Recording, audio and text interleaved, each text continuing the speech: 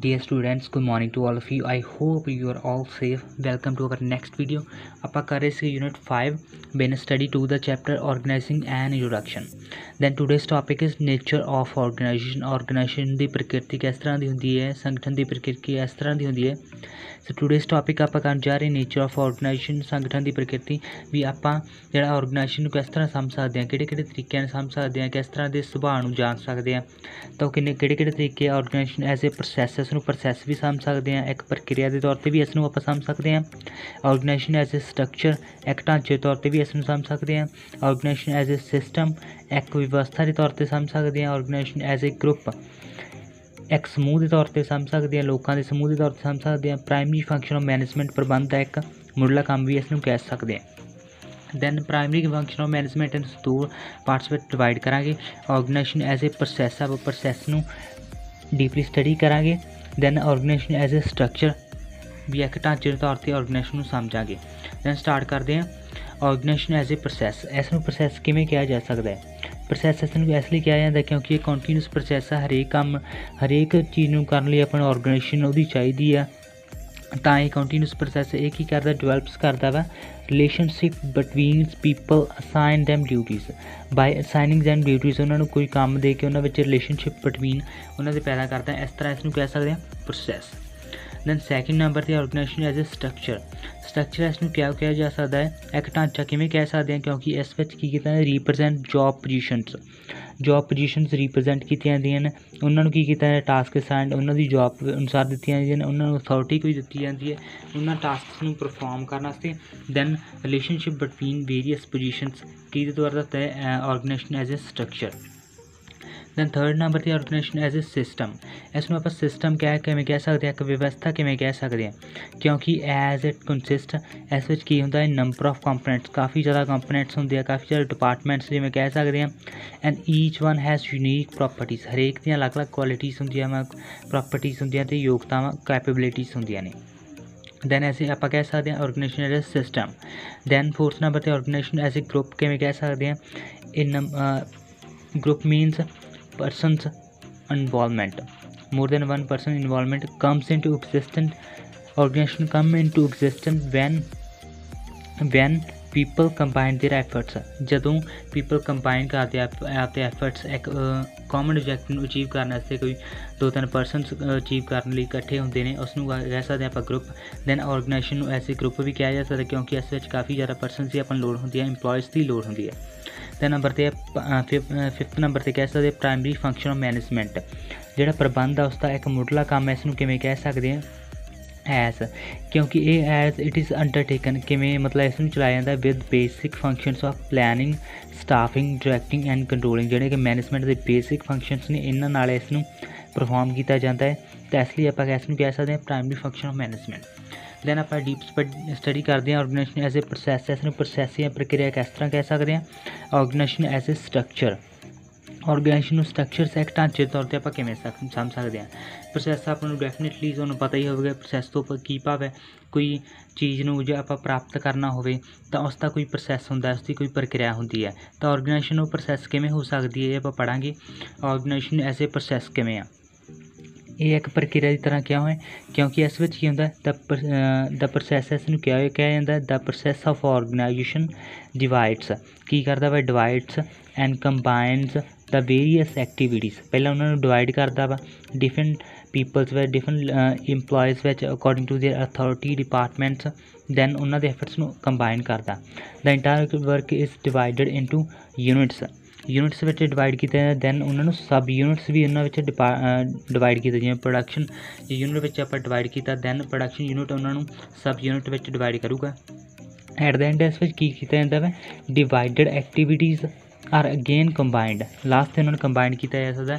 ਇਸ ਤਰ੍ਹਾਂ ਇਸ ਨੂੰ ਕੀ ਕਹਿ ਸਕਦੇ ਹਾਂ, ਆਰਗੇਨਾਈਜੇਸ਼ਨ ਐਜ਼ ਏ ਪ੍ਰੋਸੈਸ ਜਿਹੜਾ ਆਰਗੇਨਾਈਜੇਸ਼ਨ ਵਿੱਚ ਚੱਲ ਰਿਹਾ ਵਾ. ਅਤੇ ਆਰਗੇਨਾਈਜੇਸ਼ਨ ਨੂੰ ਇਸ ਤਰ੍ਹਾਂ ਆਪਾਂ ਕੀ ਕਹਿ ਸਕਦੇ ਹਾਂ ਕਿ ਪ੍ਰੋਸੈਸ ਵੀ ਕਹਿ ਸਕਦੇ ਹਾਂ. ਦੈਨ ਅਕੋਰਡਿੰਗ ਟੂ ਹਾਰਮਨ ਦੇ ਅਕੋਰਡਿੰਗ ਆਪਾਂ ਇਹਦੀ ਡੈਫੀਨੇਸ਼ਨ ਪੜ੍ਹਦੇ ਹਾਂ. ਉਹ ਕਹਿ ਰਹੇ ਆ ਆਰਗੇਨਾਈਜੇਸ਼ਨ ਇਜ਼ ਏ ਪ੍ਰੋਸੈਸ, ਇਹ ਉਹ ਇੱਕ ਪ੍ਰੋਸੈਸ ਹੈ ਆਫ ਡਿਫਾਈਨਿੰਗ, डिफाइनिंग मतलब परिभाषित करना, एंड ग्रुपिंग मतलब इकट्ठा करना। The activities of the enterprise, ਜਿਹੜੇ एम्पलॉयज़ काम कर रहे हैं ਉਹਨਾਂ ਦੀ एक्टिविटीज़ ਨੂੰ इकट्ठा करना, उन्होंने डिफाइन करना, उन्होंने अथॉरिटी देना। एंड इस्टैबलिशिंग द अथॉरिटी, ਉਹਨਾਂ ਵਿੱਚ ਅਥੋਰਟੀ ਦਾ ਜ਼ਿੰਮੇਵਾਰੀ ਦਾ ਰਿਲੇਸ਼ਨਸ਼ਿਪ ਉਹਨਾਂ ਦੇ ਵਿਚਕਾਰ ਬਣਾਉਣਾ। ਅਤੇ ਇਸ ਨੂੰ ਹੈਮਨ ਦੇ ਅਕੋਰਡਿੰਗ ਕਹਿ ਸਕਦੇ ਆਪਾਂ ਆਰਗੇਨਾਈਜੇਸ਼ਨ। ਉਹਨਾਂ ਨੇ ਕਿਹਾ ਇਸ ਨੂੰ ਪ੍ਰੋਸੈਸ ਕਿਹਾ ਹੈ। ਪ੍ਰੋਸੈਸ ਵਿੱਚ ਉਹਨਾਂ ਨੇ ਸਮਝਾਇਆ ਇਹ ਡਿਫਾਈਨਿੰਗ ਅਤੇ ਗਰੁੱਪਿੰਗ ਆਫ ਐਕਟੀਵਿਟੀਜ਼ ਹੁੰਦੀਆਂ ਵਾ ਤਾਂ ਕਿ ਕੀ ਕਰਦਾ ਇਸਟੈਬਲਿਸ਼ ਹੋ ਸਕੇ authority relationship between them. Then steps in the process of organising. ਜੇ ਆਰਗੇਨਾਈਜ਼ਿੰਗ ਇੱਕ ਪ੍ਰੋਸੈਸ ਆ ਤਾਂ ਉਹਦੇ ਕੀ ਸਟੈਪ ਹੋਣਗੇ। ਫਸਟਲੀ ਆਪਾਂ ਪਿਕਚਰ ਦੀ ਮਦਦ ਨਾਲ ਸਮਝ ਸਕਦੇ ਹਾਂ। ਆਈਡੈਂਟੀਫਾਈ ਦਾ ਵਰਕ, ਪਹਿਲਾਂ ਆਈਡੈਂਟੀਫਾਈ ਵਰਕ ਕੀਤਾ ਜਾਂਦਾ ਜਾਂ ਓਬਜੈਕਟਿਵ ਮਿਲਤੇ ਜਾਂਦੇ ਆ ਵੀ ਆਪਾਂ ਆਰਗੇਨਾਈਜੇਸ਼ਨ ਕਿਉਂ ਕਰ ਰਹੇ ਹਾਂ। ਦੈਨ ਡਿਵੀਜ਼ਨ ਆਫ ਵਰਕ ਕੀਤੀ ਜਾਂਦੀ ਹੈ ਅਥੋਰਟੀ ਅਤੇ ਰਿਸਪੋਂਸੀਬਿਲਿਟੀ ਦੇ ਅਕੋਰਡਿੰਗ। ਇੰਪਲੋਇਜ਼ ਵਿੱਚ assignment of work, task, duties assign ਕੀਤੀਆਂ ਜਾਂਦੀਆਂ ਨੇ। ਦੈਨ ਡੈਲੀਗੇਸ਼ਨ ਆਫ ਅਥੋਰਟੀ, ਉਹਨਾਂ ਨੂੰ ਪਰਫੋਰਮ ਕਰਨ ਵਾਸਤੇ ਡੈਲੀਗੇਸ਼ਨ ਆਫ ਅਥੋਰਟੀ ਕੀਤੀ ਜਾਂਦੀ ਹੈ। ਦੈਨ ਡਿਫਾਈਨਿੰਗ, ਉਹਨਾਂ ਵਿੱਚ ਰਿਲੇਸ਼ਨਸ਼ਿਪ ਡਿਫਾਈਨ ਕੀਤਾ ਜਾਂਦਾ ਕਿਹੜਾ ਸੁਪੀਰੀਅਰ ਅਤੇ ਕਿਹੜਾ ਸਬੋਰਡੀਨੇਟ ਆ। ਦੈਨ ਉਹਨਾਂ ਵਿੱਚ ਕੋਆਰਡੀਨੇਸ਼ਨ, ਉਹਨਾਂ ਵਿੱਚ ਤਾਲਮੇਲ ਬਣਾਇਆ ਜਾਂਦਾ ਹੈ ਜਿਹੜਾ ਕਿ ਬਹੁਤ ਇੰਪੋਰਟੈਂਟ ਹੈ। ਦੈਨ ਆਪਾਂ ਵਨ ਸਟੈਪ ਬਾਏ ਸਟੈਪ ਸਮਝਦੇ ਹਾਂ। ਸਟੈਪ 1 ਵਿੱਚ ਕੀ ਕਹਿੰਦਾ, identify the work. Identify the work ਜਾਂ ਓਬਜੈਕਟਿਵ ਵੀ ਆਪਾਂ ਆਰਗੇਨਾਈਜੇਸ਼ਨ ਕਿਉਂ ਕਰ ਰਹੇ ਹਾਂ ਉਸ ਨੂੰ ਉਦੇਸ਼ ਨੂੰ ਨਿਸ਼ਚਿਤ ਕਰਨਾ। First step to identify the work as organisation is existence on objectives. ਜਿਹੜੇ ਆਬਜੈਕਟਿਵ ਹੁੰਦੇ ਆ ਕੋਈ ਵੀ ਆਰਗੇਨਾਈਜੇਸ਼ਨ ਆ ਕੋਈ ਵੀ ਸੰਗਠਨ ਆ ਉਹ ਆਪਦੇ ਆਬਜੈਕਟਿਵਸ 'ਤੇ ਚੱਲਦਾ ਵਾ। ਜੇ ਉਹਦੇ ਆਬਜੈਕਟਿਵਸ ਨਹੀਂ ਹੋਣਗੇ ਤਾਂ ਉਹ ਉਸ ਦੀ ਐਗਜ਼ਿਸਟੈਂਸ ਨਹੀਂ ਹੋਵੇਗੀ। ਐਗਜ਼ਾਮਪਲ 'ਤੇ ਕੀ ਕਹਿ ਸਕਦੇ ਹਾਂ, ਆਰਗੇਨਾਈਜੇਸ਼ਨ ਕਾਹਦੇ ਵਾਸਤੇ ਤੁਸੀਂ as whether it is for profit ਹੋ ਸਕਦੀ ਹੈ ਜਾਂ perform effective work performance achieve ਕਰਨ ਵਾਸਤੇ, ਇਫੈਕਟਿਵ ਵਰਕਿੰਗ ਵਾਸਤੇ ਹੋ ਸਕਦੀ ਹੈ ਪਰਫੋਰਮੈਂਸ। ਦੈਨ ਸੈਕਿੰਡ ਬੇਸਿਸ 'ਤੇ ਕੀ ਸੈਕਿੰਡ ਸਟੈਪ 'ਤੇ ਕੀ ਕਹਿੰਦਾ, ਡਿਵੀਜ਼ਨ ਆਫ ਵਰਕ। ਮੰਨ ਲਓ ਵੀ ਆਪਾਂ ਡਿਸਾਈਡ ਕਰ ਲਿਆ ਵੀ ਆਪਣਾ ਆਬਜੈਕਟਿਵ ਇਹ ਹੈ। ਦੈਨ ਆਪਾਂ ਡਿਵੀਜ਼ਨ ਕਰਾਂਗੇ ਲੇਬਰ ਦੀ ਵਰਕ ਦੀ। Work divided among different departments ਆਪਣੇ ਕੋਲ ਕਿਹੜੇ ਆ, ਪਰਚੇਜ਼ ਹੋ ਗਿਆ ਡਿਪਾਰਟਮੈਂਟ, ਸੇਲ ਹੋ ਗਿਆ, ਪ੍ਰੋਡਕਸ਼ਨ ਡਿਪਾਰਟਮੈਂਟ ਹੋ ਗਿਆ। ਇਨ ਏ ਲੌਜੀਕਲ ਐਂਡ ਆਰਡੀਨਰੀ ਮੈਨਰ ਵਿੱਚ ਇਹਨਾਂ ਵਿੱਚ ਡਿਵਾਈਡ ਕਰਾਂਗੇ। ਦੈਨ ਰਿਜ਼ਲਟ ਇਹਦਾ ਕੀ ਨਿਕਲਿਆ ਕਿ ਆਊਗਾ ਆਪਣੇ ਕੋਲ ਸਪੈਸ਼ਲਾਈਜੇਸ਼ਨ। ਇਸ ਲਈ ਆਪਾਂ ਸੈਕਿੰਡ ਸਟੈਪ ਕਰਾਂਗੇ division of work. Then step third ਕੀ ਆ, assigning of task or duties. Then ਆਪਾਂ ਕੀ ਕਰਾਂਗੇ, ਟਾਸਕ ਉਹਨਾਂ ਨੂੰ ਜਿਹੜੇ ਇੰਪਲੋਇਜ਼ ਆ ਚੁਣੇ ਗਏ ਉਹਨਾਂ ਨੂੰ ਟਾਸਕ ਅਤੇ ਡਿਊਟੀਜ਼ ਅਸਾਈਨ ਕਰਾਂਗੇ, ਕਰਤੱਵ ਕੰਮ ਸੌਂਪਾਂਗੇ ਉਹਨਾਂ ਨੂੰ। ਗਰੁੱਪਿੰਗ ਆਫ ਐਕਟੀਵਿਟੀਜ਼ ਦਾ ਗਰੁੱਪਿੰਗ ਕਰਕੇ ਅੰਡਰ ਵਨ ਡਿਪਾਰਟਮੈਂਟ ਜਾਂ ਪ੍ਰੋਡਕਸ਼ਨ ਡਿਪਾਰਟਮੈਂਟ ਵਿੱਚ ਗਰੁੱਪਿੰਗ ਕਰਕੇ persons are assign tasks on the basis of their ability and skill ਅਤੇ ਅਬਿਲਿਟੀ ਦੇ ਅਕੋਰਡਿੰਗ ਉਹਨਾਂ ਨੂੰ ਆਪਾਂ ਪ੍ਰੋਵਾਈਡ ਕਰਾਂਗੇ ਉਹਨਾਂ ਨੂੰ tasks. Right man at the right job ਇਹਦਾ ਆਬਜੈਕਟਿਵ ਹੋਵੇ ਤਾਂ ਕਿ ਜਿਹੜਾ ਰਾਈਟ ਮੈਨ ਹੋਵੇ, ਸਹੀ ਵਿਅਕਤੀ ਹੋਵੇ ਸਹੀ ਜੋਬ 'ਤੇ। ਦੈਨ ਸਟੈਪ 4 'ਤੇ ਕੀ ਹੈ, ਡੈਲੀਗੇਸ਼ਨ ਆਫ ਅਥੋਰਟੀ। ਡੈਲੀਗੇਸ਼ਨ ਮਤਲਬ ਅਧਿਕਾਰਾਂ ਨੂੰ ਸੌਂਪਣਾ। ਜਿਵੇਂ ਕਿ ਆ members of organisation need authority to accomplish their jobs. ਜਿਹੜੇ ਉਹਨਾਂ ਨੂੰ ਟਾਸਕ ਮਿਲੇ ਉਹਨਾਂ ਨੂੰ ਪਰਫੋਰਮ ਕਰਨ ਵਾਸਤੇ ਉਹਨਾਂ ਨੂੰ ਅਥੋਰਟੀ ਚਾਹੀਦੀ ਹੈ। Members get the amount of authority matching with there responsibility ਜਾਂ ਕੰਮ ਰਿਗਾਰਡਿੰਗ ਉਹਨਾਂ ਨੂੰ ਮੈਚਿੰਗ ਉਹਨਾਂ ਨੂੰ ਅਥੋਰਟੀ ਚਾਹੀਦੀ ਹੈ। ਜਿਹਨੂੰ ਕੀ ਕਹਿੰਦੇ ਡੈਲੀਗੇਸ਼ਨ ਆਫ ਅਥੋਰਟੀ ਮਤਲਬ ਉਹਨਾਂ ਨੂੰ ਅਥੋਰਟੀ ਸੌਂਪਣਾ ਉਹਨਾਂ ਦੇ ਟਾਸਕ ਪਰਫੋਰਮ ਕਰਨ ਵਾਸਤੇ। Delegated to all levels in this step. ਇਹਦੇ ਵਿੱਚ ਜਿਹੜੇ ਆਲ ਲੈਵਲਸ ਆ, ਹਾਈਅਰ ਲੈਵਲ, ਮਿਡਲ ਲੈਵਲ ਅਤੇ ਲੋਅਰ ਲੈਵਲ ਵਿੱਚ ਅਥੋਰਟੀ ਨੂੰ ਡੈਲੀਗੇਟ ਕੀਤਾ ਜਾਂਦਾ ਹੈ। ਦੈਨ ਫਿਫਥ ਸਟੈਪ ਕੀ ਆ, ਡਿਫਾਈਨਿੰਗ ਰਿਲੇਸ਼ਨਸ਼ਿਪ। ਉਹਨਾਂ ਵਿੱਚ ਸੰਬੰਧਾਂ ਦੀ ਪਰਿਭਾਸ਼ਾ ਉਹਨਾਂ ਵਿੱਚ ਦੁਬਾਰਾ ਤੋਂ ਜਾਗਰੂਕ ਕਰਨੀ। ਟੂ ਅਵੋਇਡ ਕਨਫਿਊਜ਼ਨ, ਕਿਸੇ ਤਰ੍ਹਾਂ ਦੀ ਕਨਫਿਊਜ਼ਨ ਨੂੰ ਉਹਨਾਂ ਮੰਗ। Different persons those are working at the same position 'ਤੇ ਕੰਮ ਕਰ ਰਹੇ ਆ to achieve the common objective. Then define relationship like superior and subordinates ਦਾ ਰਿਲੇਸ਼ਨਸ਼ਿਪ ਡਿਫਾਈਨ ਕਰਨਾ। ਸਿਕਸਥ ਉਹਨਾਂ ਦੇ ਵਿੱਚ ਕੋਆਰਡੀਨੇਸ਼ਨ ਪੈਦਾ ਕਰਨਾ, ਤਾਲਮੇਲ। In organisation different persons are assign different task ਉਹਨਾਂ ਨੂੰ ਮਿਲੇ ਆ for achieve goals. Possibility of ignorance of the main objective ਉਹਨਾਂ ਦਾ ਕਿਤੇ ਨਾ ਕਿਤੇ ਇਗਨੋਰ ਹੋ ਸਕਦਾ ਹੈ ਜਦੋਂ ਉਹ ਆਪਦੇ ਗੋਲ ਅਚੀਵ ਕਰਨ ਲੱਗੇ। ਦੈਨ ਕੀ ਹੈ, ਨੀਡ ਟੂ ਕੋਆਰਡੀਨੇਟ, ਉਹਨਾਂ ਨੂੰ ਕੋਆਰਡੀਨੇਟ ਕਰਨ ਦੀ ਲੋੜ ਹੈ। Set up effective communication system so that to achieve coordination, ਤਾਂ ਕਿ ਉਹਨਾਂ ਵਿੱਚ ਆਪਾਂ ਕੋਆਰਡੀਨੇਸ਼ਨ ਮੇਨਟੇਨ ਕਰਕੇ ਰੱਖ ਸਕੀਏ। ਇਸ ਕੇ ਐਸੇ ਪ੍ਰੋਸੈਸ ਤੇ ਆਪਾਂ ਆਰਗੇਨਾਈਜੇਸ਼ਨ ਐਜ਼ ਅ ਸਟਰਕਚਰ ਸਮਝਾਂਗੇ। ਇੱਕ ਢਾਂਚੇ ਤੌਰ 'ਤੇ ਇੱਕ ਢਾਂਚਾ ਕਿਵੇਂ ਹੋ ਸਕਦਾ ਹੈ। ਦਾ ਆਰਗੇਨਾਈਜੇਸ਼ਨ ਸਟਰਕਚਰ ਰੀਪ੍ਰਜੈਂਟਸ ਜੋਬ ਪੋਜੀਸ਼ਨਸ। ਇਹਨੂੰ ਆਪਾਂ ਸਟਰਕਚਰ ਕਿਵੇਂ ਕਹਿ ਸਕਦੇ ਹਾਂ। ਇਸ ਵਿੱਚ ਕੀ ਹੈ, ਜੋਬ ਪੋਜੀਸ਼ਨਸ ਜਿਹੜੇ ਰੀਪ੍ਰਜੈਂਟ ਕੀਤੀਆਂ ਜਾਂਦੀਆਂ, ਦਾ ਟਾਸਕ ਅਸਾਈਨਡ ਜਿਹੜੀਆਂ ਉਹਨਾਂ ਨੂੰ ਕੀਤੀਆਂ ਜੋਬ ਪੋਜੀਸ਼ਨ ਦੇ ਅਨੁਸਾਰ ਕੀਤੀਆਂ ਜਾਂਦੀਆਂ। And the authority relationship between the various positions. Authority ਦਾ ਰਿਲੇਸ਼ਨਸ਼ਿਪ ਹੁੰਦਾ ਵੇਰੀਅਸ ਪੋਜੀਸ਼ਨਸ 'ਤੇ। ਦਸ ਆਪਾਂ ਕੀ ਕਹਿ ਸਕਦੇ ਹਾਂ, organisation structure consist of interpersonal relationship मतलब उन्होंने दे आपसी relationship of various job positions and defining their authority and responsibility उन्होंने डिफाइन करना इसमें की है ਆਪਾਂ organisational structure it is a framework ये वो फ्रेमवर्क आ ਜਿਹੜਾ ਕੀ ਕਰਦਾ relationship that establish relationship between various persons working at different work points horizontally और वर्टिकली ਦੇ हॉरिजेंटली ਤੋਂ ਕੀ ਭਾਵ ਹੈ हॉरिजेंटली मतलब सेम लैवल ਦੇ पर्सन ਨਾਲ ਉਹ ਆਪਦਾ ਰਾਬਤਾ ਕਿਵੇਂ ਮੇਨਟੇਨ ਕਰ ਸਕਦੇ ਆ ਤੇ वर्टिकल ਦੇ ਤੌਰ ਤੇ मतलब ਆਪਦੇ ਆਪ ਤੋਂ ਉੱਪਰ ਦੀ ਅਥਾਰਟੀ ਹੈ मतलब ਆਪਦੇ ਹਾਇਰ ਲੈਵਲ ਦੀ ਅਥਾਰਟੀ ਨਾਲ ਕਿਵੇਂ ਰਾਬਤਾ ਕਾਇਮ ਕਰ ਸਕਦੇ ਆ ਇਹ ਕੀ ਹੈ ਸਟਰਕਚਰ ਦੁਆਰਾ ਡਿਫਾਈਨ ਕੀਤਾ ਜਾਂਦਾ ਹੈ ਫੇਸਿਸ ਔਨ ਪੋਜੀਸ਼ਨ ਦੇ ਅਕੋਰਡਿੰਗ ਆਪਾਂ ਇਹਨਾਂ ਨੂੰ ਹੌਰੀਜੈਂਟਲੀ ਤੇ ਵਰਟੀਕਲੀ मतलब ਉਹਨਾਂ ਨੂੰ ਡਿਫਾਈਨ ਕੀਤੀਆਂ ਹੁੰਦੀਆਂ ਉਹਨਾਂ ਦੀਆਂ ਅਥਾਰਟੀਜ਼ ਐਂਡ ਰਿਸਪੌਂਸਿਬਿਲਿਟੀ ਇਹ ਸਟੈਟਿਕ ਇਨ ਨੇਚਰ ਹੁੰਦਾ मतलब ਇਹ ਚੇਂਜ ਨਹੀਂ ਹੁੰਦਾ ਰਿਜਿਡ ਹੁੰਦਾ ਕਾਫੀ then it is also known as classical concept ਵੀ ਇਸ ਨੂੰ ਕਿਹਾ ਜਾ ਸਕਦਾ ਹੈ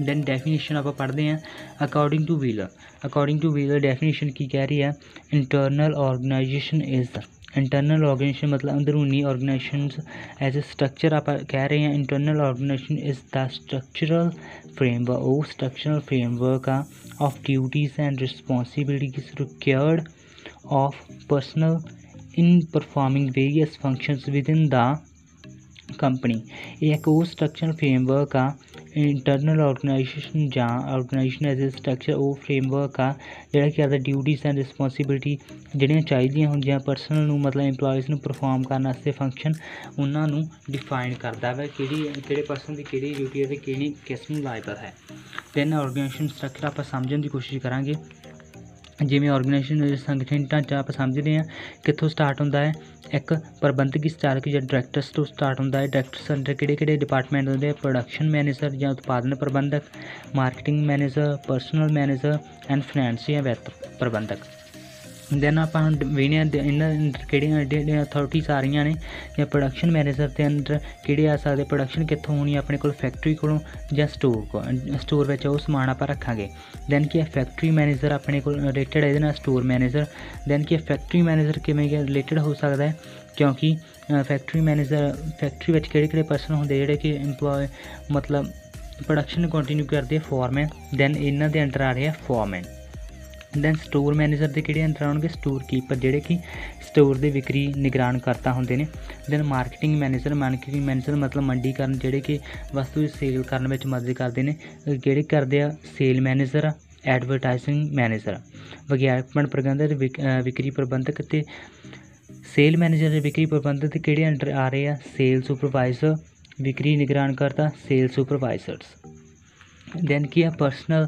ਮੈਨੇਜਰ ਦੇ ਅੰਡਰ ਕੋਈ ਡਿਪਾਰਟਮੈਂਟ ਨਹੀਂ ਆ ਰਿਹਾ ਦੈਨ ਕੀ ਹੈ ਫਾਈਨੈਂਸ ਪ੍ਰਬੰਧਕ ਦੇ ਅੰਡਰ ਕਿਹੜੇ ਆ ਰਹੇ ਆ ਚੀਫ ਅਕਾਊਂਟੈਂਟ ਜਿਹੜੇ ਕਿ ਮੁੱਖ ਲੇਖਾਕਾਰ ਹੁੰਦੇ ਹਨ ਇੰਟਰਨਲ ਆਡੀਟਰ ਜਿਹੜੇ ਕਿ ਅੰਦਰੂਨੀ ਪੜਤਾਲ ਕਰਦੇ ਹੁੰਦੇ ਆ ਬੁੱਕਸ ਦੀ ਦੈਨ ਕਿ ਚੀਫ ਅਕਾਊਂਟੈਂਟ ਵਿੱਚ ਦੋ ਅੰਡਰ ਆ ਰਹੇ ਆ ਸੈਕਸ਼ਨ ਆਫਿਸਰ ਇਹਦੇ ਵਿੱਚ ਵੀ ਸੈਕਸ਼ਨ ਆਫਿਸਰ ਵਿਭਾਗੀ ਅਫਸਰ ਲੇਖਾਕਾਰ ਇਹ ਸੀਗਾ ਜੀ ਆਰਗੇਨਾਈਜੇਸ਼ਨ ਸਟਰਕਚਰ ਵੀ ਆਪਾਂ ਆਰਗੇਨਾਈਜੇਸ਼ਨ ਦੇ ਸਟਰਕਚਰ ਨੂੰ ਕਿਵੇਂ ਡਿਫਾਈਨ ਕਰ ਸਕਦੇ ਹਾਂ ਅਤੇ ਐਜ਼ ਅ ਸਟਰਕਚਰ ਇਸ ਨੂੰ ਆਪਾਂ ਕਿਵੇਂ ਕਹਿ ਸਕਦੇ ਹਾਂ ਦੈਨ ਫਿਰ ਆਪਾਂ ਫੀਚਰ ਕਰਨ ਜਾ ਰਹੇ ਹਾਂ ਆਰਗੇਨਾਈਜੇਸ਼ਨ ਦੇ ਸਟਰਕਚਰ ਦੇ ਵੀ ਜਿਹੜਾ ਵਧੀਆ ਸਟਰਕਚਰ ਹੁੰਦਾ ਉਹ ਕਿਹੋ ਜਿਹਾ ਹੁੰਦਾ ਹੈ ਉਹ ਕਿਸ ਤਰ੍ਹਾਂ ਦਾ ਹੁੰਦਾ ਈਜ਼ੀ ਟੂ ਅੰਡਰਸਟੈਂਡ ਉਹ ਈਜ਼ੀ ਟੂ ਅੰਡਰਸਟੈਂਡ ਹੋਣਾ ਚਾਹੀਦਾ ਵਾ ਜਲਦੀ ਸਮਝ ਆਉਣ ਵਾਲਾ ਹੋਣਾ ਚਾਹੀਦਾ ਵਾ ਡਿਫਾਈਨਿੰਗ ਰਿਲੇਸ਼ਨਸ਼ਿਪ ਉਹ ਡਿਫਾਈਨ ਰਿਲੇਸ਼ਨਸ਼ਿਪ ਕਰਨ ਵਾਲਾ ਹੋਣਾ ਚਾਹੀਦਾ ਰਿਸ਼ਤਿਆਂ ਦੀ ਬਰੀਕ ਤਰ੍ਹਾਂ ਪਰਿਭਾਸ਼ਾ ਹੋਣੀ ਚਾਹੀਦੀ ਹੈ ਸੁਪੀਰੀਅਰ ਕੌਣ ਆ ਸਬੋਰਡੀਨੇਟ ਕੌਣ ਆ ਇਕੁਅਲ ਡਿਸਟਰੀਬਿਊਸ਼ਨ ਆਫ ਵਰਕ ਕਿਸੇ 'ਤੇ ਜ਼ਿਆਦਾ ਵਰਕਲੋਡ ਨਹੀਂ ਹੋਣਾ ਚਾਹੀਦਾ ਵੀ ਇਕੁਅਲ ਡਿਸਟਰੀਬਿਊਸ਼ਨ ਹੋਣੀ ਸਾਰਿਆਂ ਦੇ ਵਿੱਚ ਕੰਮ ਦੀ ਬਰਾਬਰ ਵੰਡ ਹੋਣੀ ਚਾਹੀਦੀ ਹੈ ਕਾਮਨ ਓਬਜੈਕਟਿਵ ਉਹਨਾਂ ਦਾ ਮੇਨ ਓਬਜੈਕਟਿਵ ਹੋਣਾ ਚਾਹੀਦਾ ਆਮ ਉਦੇਸ਼ ਹੋਣੇ ਚਾਹੀਦੇ ਆ ਡਿਵੈਲਪਿੰਗ ਇਨਫੋਰਮਲ ਰਿਲੇਸ਼ਨਸ਼ਿਪ ਰਸਮੀ ਰਿਲੇਸ਼ਨਸ਼ਿਪ ਤੋਂ ਇਲਾਵਾ ਗੈਰ ਰਸਮੀ ਰਿਲੇਸ਼ਨਸ਼ਿਪ ਵੀ ਉਹਨਾਂ ਨੂੰ ਡਿਫਾਈਨ ਹੋਣੀ ਚਾਹੀਦੀ ਹੈ ਤਾਂ ਕਿ ਵਧੀਆ ਤਰੀਕੇ ਨਾਲ ਪ੍ਰੋਬਲਮਸ ਨੂੰ ਹੱਲ ਕੀਤਾ ਜਾ ਸਕਦਾ ਨੰਬਰ 6 'ਤੇ ਅਥਾਰਟੀ ਐਂਡ ਰਿਸਪੌਂਸੀਬਿਲਿਟੀ ਉਹਨਾਂ ਵਿੱਚ ਅਧਿਕਾਰਤਿਕਤਾਵਾਂ ਦੀ ਜਿਹੜੀ ਸਮਰੱਥਾ ਵਾ ਉਹ ਕਾਫੀ ਵਧੀਆ ਤਰੀਕੇ ਨਾਲ ਪ੍ਰਭਾਵਿਤ ਹੋਣੀ ਚਾਹੀਦੀ ਹੈ ਫਲੈਕਸੀਬਿਲਿਟੀ ਐਂਡ ਲਚਕਦਾਰ ਹੋਣੀ ਚਾਹੀਦੀ ਹੈ at the and like, comment and share the video and don't forget to subscribe our channel. Stay home, stay safe. Thank you to all of you.